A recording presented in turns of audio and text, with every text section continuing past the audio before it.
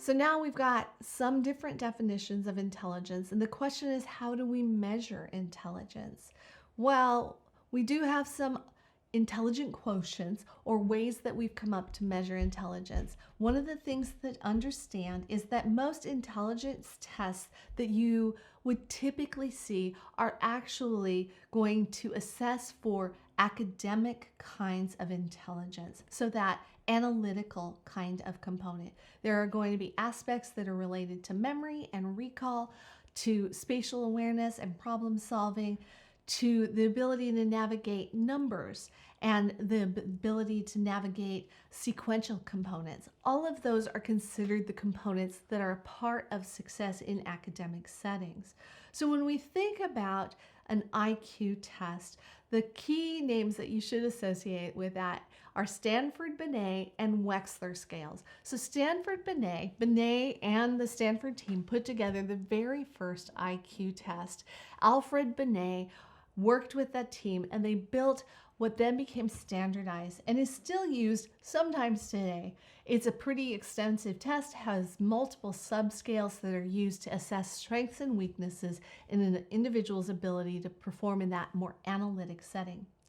Later on, David Wechsler came along and he took what was established by the Stanford Binet and built some other structures and substructures within his assessment that helped us get at a different aspect of intelligence, but with some overlap there. Wechsler's definition of intelligence is this global capacity of a person to act purposefully, to think rationally, and to deal effectively with their environment. What we know about individuals with strong IQs that are going to come up on the Wechsler scales is we're going to find individuals that navigate academic settings and maybe some performance settings that require language skills, problem-solving skills, analytical thinking in those settings. Both the Stanford Binet and the Wechsler scales have had a number of revisions. Wechsler has come up with a scale for adults and a scale for children.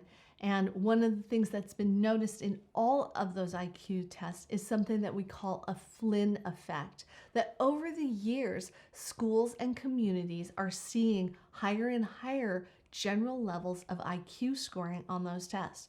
So are we getting smarter? Is that what's happening? Or is there something else at play? What we recognize is this idea that, first of all, the Wechsler scale was based when we had a certain kind of information, a certain amount of information.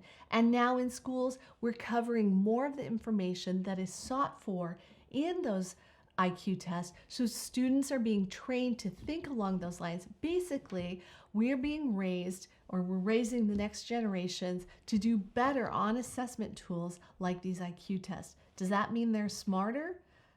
In this case, what it means is that they perform better on these tests. That's not the same thing as having a higher IQ. When we think of intelligence, when we think of smart, we actually have to come back to what are we assessing. In these IQ tests, what we recognize is they tell us some things. The subscales tell us more specific things. It could be how fast we problem solve, how quickly we can pull from memories.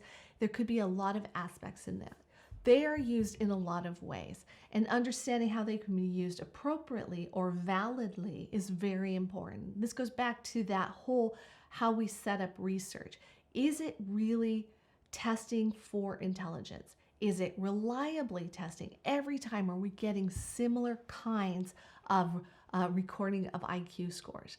Both Stanford Binet and Wechsler have been found to be reliable, but valid is still a question because we don't have a consistent definition of what intelligence is. What we have is a definition of what those tools test for.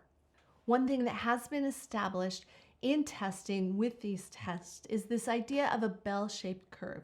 When there is a representative sample, a sample that represents the general population, and we give these tests, what we find is this general shape of a curve in the data that show us that we have the majority of individuals scoring in this middle grouping.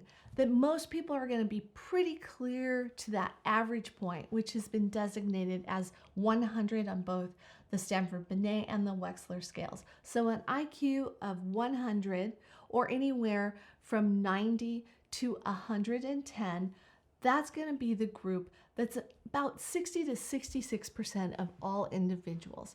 Now, this has been normed on samples that are English speaking or Western educated. So you have to also account for those components on where did they find the results for these tests. In this case, these were established in the United States with English speakers to begin with. And that presents a problem because so much of what's being tested is based on U.S. culture and the components tied to that. So if you have someone who's an immigrant or English is a second language, they may not perform in the same way or strength on this test, which has nothing to do with whether they have a strong intelligence or not. It has to do with whether this is the appropriate assessment tool for intelligence for individuals from those cultural backgrounds. And that's a key thing when we think about assessment tools, especially when we come to intelligence, because these tools have been misused in the past to deem certain individuals from certain cultures as not having enough intelligence, whereas what they really were was culturally biased. And we have had a lot of prejudice as a result of that. Now we know we have to develop culturally sensitive assessment tools in order to understand, again, whatever we're defining as intelligence.